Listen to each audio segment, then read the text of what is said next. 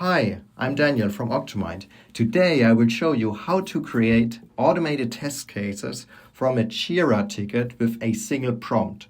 So, there is no test case in Octomind as you can see, but we are having that nice bug ticket in Jira. And there's a problem with the email addresses. So we are going into Cursor and we are pasting our prompt here. So with a bit of an instruction to the prompt so that the system knows what to do. And we are giving it some individual information about what to do in that specific case. So the instructions are to let the system know how to create test cases, how to do that in a good way. We're still experimenting of how to do that best. So now that we have entered all the information, we click send.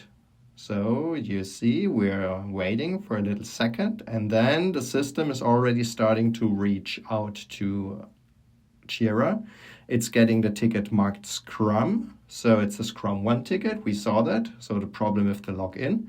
And it immediately starts to create test cases in Octomind. So it's starting discoveries. And as you can see, login with email containing plus sign and login with invalid email format.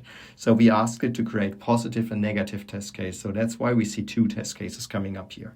So nice. All right.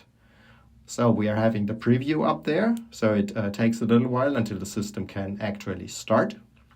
So we're waiting for the screenshots to show up.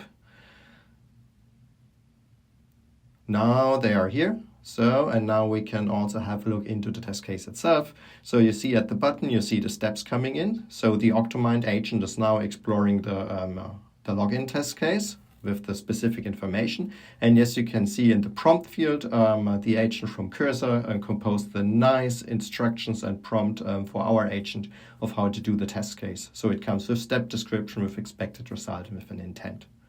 I think that's pretty impressive.